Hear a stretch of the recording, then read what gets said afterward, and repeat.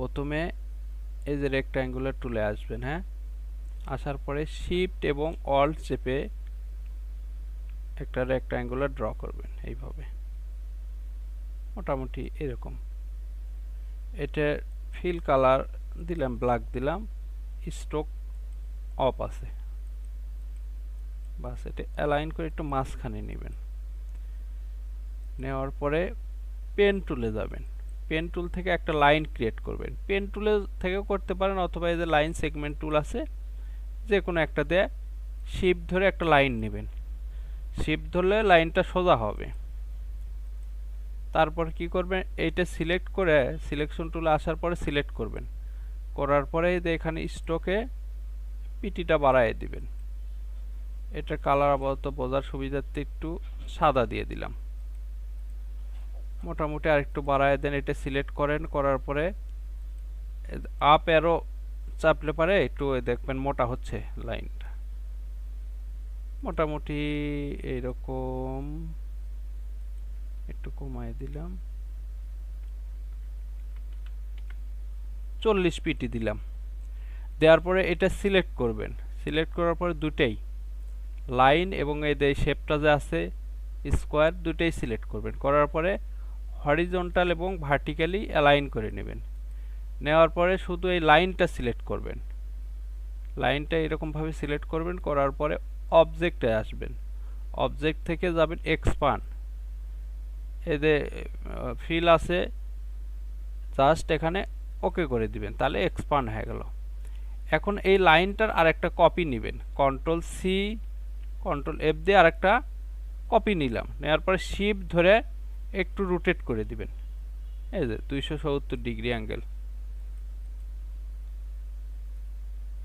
Align আছেও, তারপরে আবার একটু দেখে নেই, হরিজন্টাল ভার্টিক্যালি অ্যালাইন করে নিলাম। এখন সবগুলো সিলেক্ট করবেন, লাইন এবং শেপ সবগুলো সিলেক্ট করার পরে কোথায় আসবেন, পাথ ফাইন্ডার টুলে আসবেন। আসার পরে দেখেন এখানে মাইনাস আছে, এই যে মাইনাস, জাস্ট এখানে একটা ক্লিক দিবেন, আর কিচ্ছু করার দরকার নেই। এখন কি করবেন, এটা সিলেক্ট করবেন, করার পরে এই যে দেখেন ইফেক্ট, ইফেক্টে আসবেন।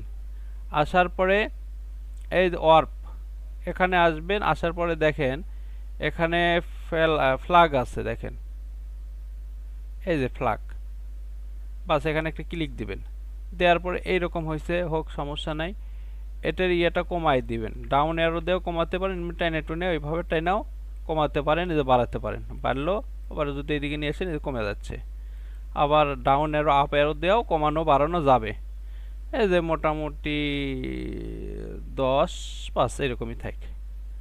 এইগুলো যেমন আছে তেমনই। এটা সিলেক্ট কিন্তু থাকবে হরিজন্টাল, ভার্টিক্যালি সিলেক্ট থাকলে কিন্তু হবে না, ভার্টিক্যাল থাকলে এরকম হবে। এটা হরিজন্টাল সিলেক্ট থাকতে হবে। হ্যাঁ, এটা সিলেক্ট করলাম, করার পরে মোটামুটি এটা 10 দিছি, 10% দেওয়ার পরে এগুলো নিচের কারগুলো হরিজন্টাল ভার্টিক্যাল এগুলো যেমন আছে তেমনই থাকবে। জাস্ট আপনি ওকেতে ক্লিক দেবেন। দেওয়ার পর আপনি কি করবেন, এটা কিন্তু এক্সপান্ড করতে হবে, এক্সপান্ড। হ্যাঁ, অবজেক্টে আসবেন, অবজেক্ট থেকে এই যে দেখেন এক্সপান্ড অ্যাপিয়ারেন্স, এটাতে ক্লিক দিবেন, বাস এক্সপান্ড হয়ে গেছে। এখন কি করবেন, জাস্ট এটা অ্যাঙ্গেলটা ঘুরাইয়ে দিবেন, অ্যাঙ্গেলটা, ও সরি অ্যাঙ্গেল না, এটা জাস্ট ইয়ে করবেন, সিলেক্ট করবেন। সিলেক্ট করার পরে এই যে রোটেটের মধ্যে রিফ্লেক্ট টুল আছে, রিফ্লেক্ট করে দিবেন, ডাবল ক্লিক দিবেন, এই যে রিফ্লেক্ট হয়ে গেল, বাস ওকে দিবেন। কপি দেওয়ার দরকার নাই, এটা সিলেক্ট থাকবে ভার্টিক্যাল, ভার্টিক্যালি ওকে হবে, বাস এই তো হয়ে গেল। এখন একটু রোটেট করে দেন, যেমন এটা একটু বাঁকা টাইপের আছে না, একটু রোটেট করে দেন। শিফট ধরার দরকার নেই, শিফট ধরলে কত হয়ে যাচ্ছে দেখেন, 135 ডিগ্রি হয়ে যাচ্ছে, 135 ডিগ্রির কম আছে, মোটামুটি এরকম এরকম রোটেট আছে, তাই না? আরও যদি কমাতে চান কমাতে পারবেন, এরকম আপনার ইচ্ছা মতো আপনি দিতে পারবেন। এই তো হয়ে গেল। এখন অ্যালাইন করে নেন আপনার মতো আপনি। এখন এই যে ডিরেক্ট সিলেকশন টুলে আসলাম, আসার পরে যে উপরেরটাতে ক্লিক দিলাম। এখান থেকে আমরা যাচ্ছি এই যে এখানে আই ড্রপার টুল, এখানে একটা ক্লিক দিবেন। দেওয়ার পরে কোন কালারটা আপনি দিতে চাচ্ছেন সেই কালারের উপরে জাস্ট একটা ক্লিক দিলেই কালারটা পিক করবে, পিক করে এই যে এখানে দিয়ে দিল। আবার ডিরেক্ট সিলেকশন টুলে আসেন, এখানে একটা ক্লিক দেন, আবার এই যে আই ড্রপার টুলে আসবেন, কালারের উপর যে একটা ক্লিক দেবেন।